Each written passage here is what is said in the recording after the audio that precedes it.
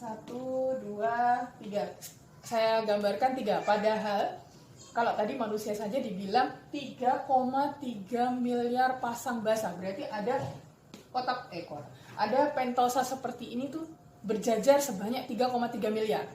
Bayangkan, jelas ya papan tulis ini nggak cukup. Papan tulis di kampus pun juga nggak cukup untuk nulis 3,3 miliar pentosa seperti ini. Atau nukleotida seperti ini.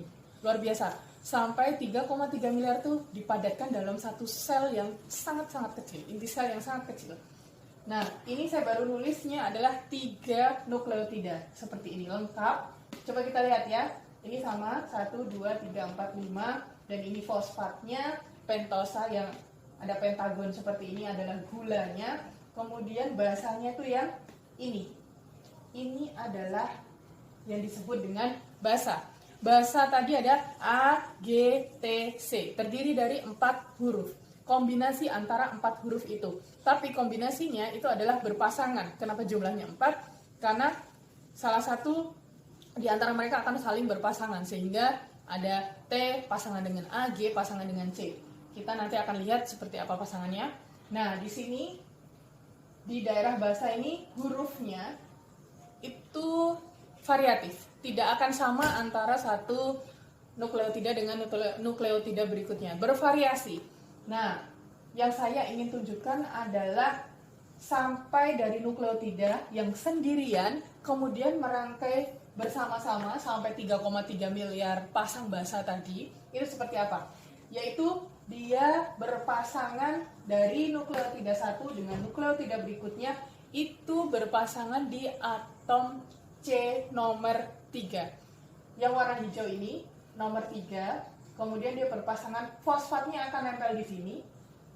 Kemudian gulanya tetap pada C atom nomor 5, dia akan membentuk gula pentosa lagi. Di sini ada atom C nomor 3 lagi, dia akan nempel lagi di sana, yaitu fosfatnya.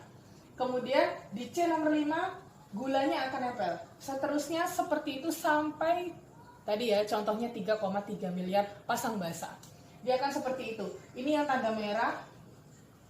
Tanda panah merah ini tolong diperhatikan, di mana pelekatan antara nukleotida 1 dengan nukleotida berikutnya itu ada di atom C nomor 3. Gitu. Selanjutnya, kenapa ada yang disebut dengan double strand atau double helix DNA, di mana nukleotida ini akan merangkaikan dirinya sampai sebanyak pasang basa yang dibutuhkan dari satu informasi genetik. Selanjutnya dia akan membentuk double strand. Gimana cara membentuk double strand? Ini kan baru satu strand. Arahnya 5 aksen ke 3 aksen. Kok bisa Bu dari 5 aksen ke 3 aksen? Maksudnya dari mana? Kita mulai dari angka 5. Kenapa kok dari 5? Yaitu karena dia menempel, gula pentosa ini menempel di atom C nomor 5. Makanya disebut dengan 5 aksen. Kemudian ke 3 aksen. Dilanjutkan dengan ke 3 aksen, yaitu menempel fosfat.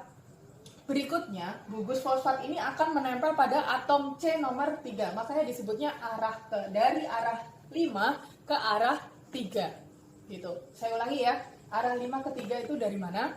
Pertama adalah atom C nomor 5 pada gula pentosa di sini.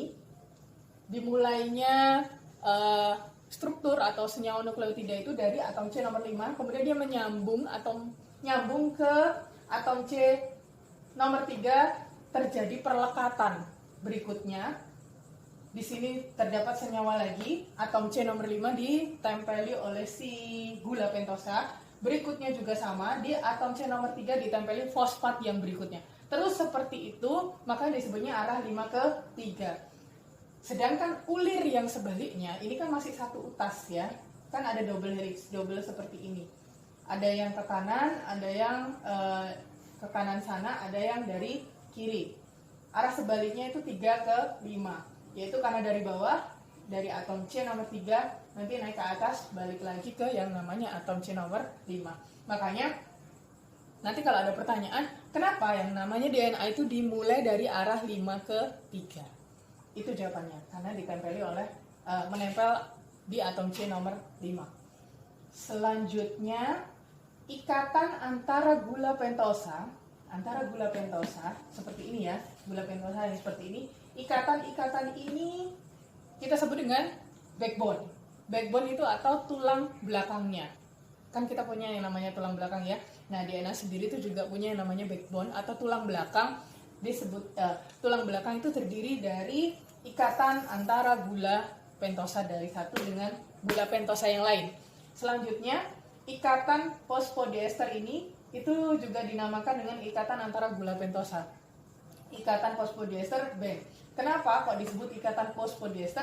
Karena ada gugus fosfatnya di setiap senyawa gula pentosa. Itu disebut dengan fosfodiester band. Atau yang tadi juga bisa disebut dengan namanya backbone atau tulang belakang. Di sini dari tulang belakang itu atau backbone ini nanti akan ditempeli oleh yang namanya basa. Basa tadi terdiri dari 4 huruf A, G, T, dan C. Nah, di sini basanya bervariasi. Yang tadi saya bilang tidak sama antara satu dengan yang lainnya. Atau bisa mengulang antara pasangan-pasangan basa. Nanti kita akan lihat satu-satu. Kembali lagi ke PowerPoint. Ini sudah. Nah, yang tadi kita sudah jelaskan strukturnya ya. Basa nitrogen. Sekarang kita lihat basa nitrogen di sini isinya ada 2 tipe, purin dan pirimidin. Tolong diingat-ingat istilah-istilah baru. Jika kesulitan dalam mengingat, silahkan dicatat dan dihafalkan berulang-ulang. Itu resepnya. Nah, basa nitrogen ini isinya ada purin dan pirimidin. Purin itu terdiri dari adenin dan guanin. Kenapa kok disebutnya adenin, guanin, sitosin, dan timin? Karena dari struktur dia ini, senyawa-senyawa ini, bentuknya seperti ini ya, senyawa-senyawanya, maka disebut adenin, strukturnya seperti ini. Jumlah N-nya ada 4, hidrogennya ada 1, kemudian H2N. Itu disebutnya adenin. Begitu juga dengan timin. Timin di sini ada O, ada NH, ada O, dan seterusnya. Itu juga menyebabkan guanin dan sitosin disebut dengan pirimidin. Kelompoknya antara purin dan pirimidin hurufnya tidak sama ya, jadi tolong diingat-ingat. Adenin dan guanin, sitosin dan timin. Tapi antara adenin tidak bisa berikatan dengan guanin. Adenin itu bisa berikatannya dengan timin. Karena ada satu ikatan hidrogen yang menghubungkan antara 4 huruf ini. Jadi nanti kita akan bahas minggu depan kenapa adenin tidak bisa dengan guanin, sitosin dengan timin. Padahal mereka satu rumpun. Kan purin ada adenin dan guanin, tapi bukan berarti adenin dan guanin itu pasangannya, bukan. Kalau pirimidin dengan sitosin pasangannya, sitosin dengan timin pasangannya, bukan. Nanti kita akan bahas di sini terjadi adanya ikatan hidrogen yang membuat dalam satu purin tidak bisa berpasangan, dalam satu pirimidin tidak bisa berpasangan. Berpasangannya mereka harus change. Jadi harus berlawanan. Seperti manusia ya. Pasangannya itu ya laki perempuan, bukan perempuan atau laki-laki laki-laki gitu. Tidak bisa. Mereka harus nyebrang. Adenin dengan timin, sitosin dengan guanin. Sama ada laki-laki dan perempuan. Mungkin memang sudah diciptakan seperti itu ya, berpasang-pasangan. Yang pasangannya itu nggak sama, tidak sejenis. Nah, ini juga pasangan nanti tidak boleh sejenis.